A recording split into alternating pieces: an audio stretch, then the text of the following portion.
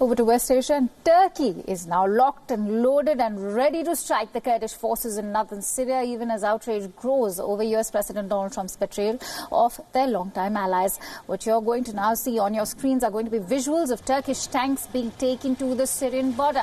Huge military transport trucks were seen taking concrete blocks, bulldozers and diggers to the base town of Akakle on the Syrian border.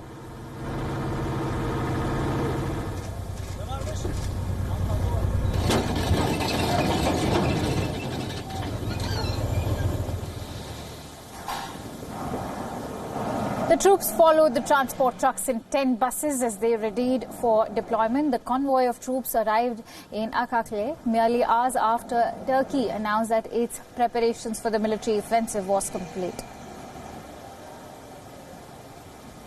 The heavy artillery movement to the Syrian border follows the withdrawal of the US troops that were stationed in the region. Howitzers and multiple truck-mounted missile launch systems are deployed behind earth embankments near the town of Suruk, opposite the Syrian town of Kobani. Some activity was also seen among the Kurdish forces too.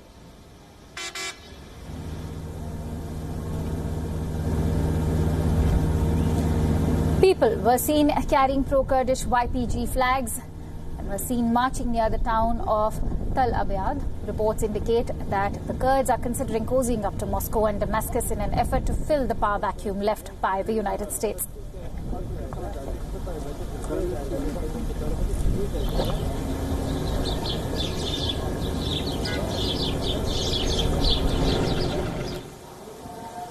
In the border town of Tal Abyad, a large crowd of protesters turned up to oppose Turkey's military operations. They raised placards and chanted "No to Turkish occupation," even as the Turkish military rolled into the border camps.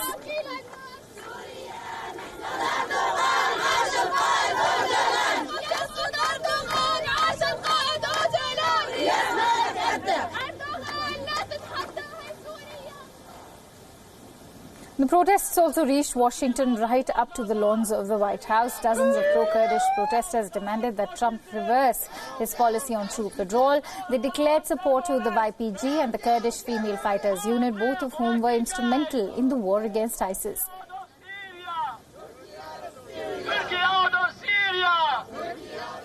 The US President, on the other hand, has caught the Pentagon and White House by surprise with his decision, and the lack of clarity is evident.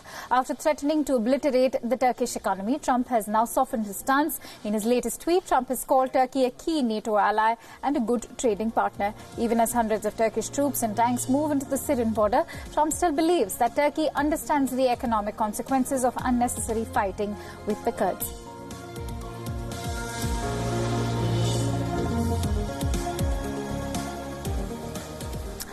Now, the Afghan intelligence agency has claimed to have killed a top al-Qaeda leader in an operation last month. The National Directorate of Security has said Asim Omar, the head of al-Qaeda in the Indian subcontinent, died in a raid on a Taliban compound in Helmand province on September 23rd. The operation was carried out by a joint US-Afghan military team. Nearly 40 civilians were also reported to have been killed in the same operation. But the Taliban has denied the claim, calling it an enemy-fabricated propaganda. The Afghan government has shared pictures purportedly showing Omar both alive and dead alongside a statement saying 6 other members of the group were also killed, most of whom were Pakistani. Further details of the operation and information on what happened to the bodies has not been released as yet. A Pakistani citizen, Omar has headed AQIS, or the Al-Qaeda of Indian subcontinent, since its formation in September 2014.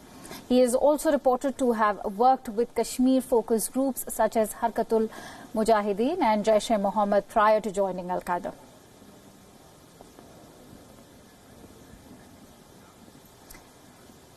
Over to the issue of climate crisis, as the environmental campaigners Extinction Rebellion have been shutting down roads, bridges and voluntarily getting arrested in cities across the world.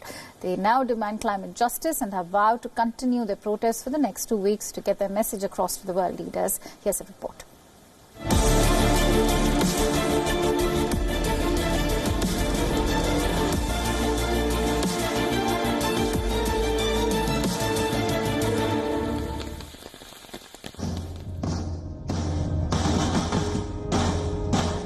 It's a massive global movement.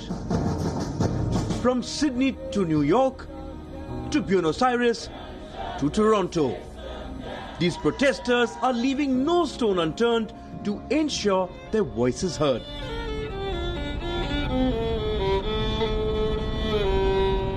The demonstrations are the latest stage in the campaign for tougher and swifter steps against climate change, coordinated by environmental campaign group Extinction Rebellion. In South Dakota, teen climate activist Greta Thunberg joined a local march. We are standing up right now and we will not back down because we know what is at stake and we will never give up. After her searing speech that took on world leaders, the 16-year-old Swede has become quite literally the poster child for anti-climate change activism. In New York, the iconic Wall Street Bull was vandalized after the statue was doused with fake blood. A woman with the group Extinction Rebellion stood atop the bloodied bull, waving the group's green flag. In London, the protest can be likened to a peaceful civil disobedience movement. Climate change activists glued themselves to railings, blocking London's iconic Trafalgar Square.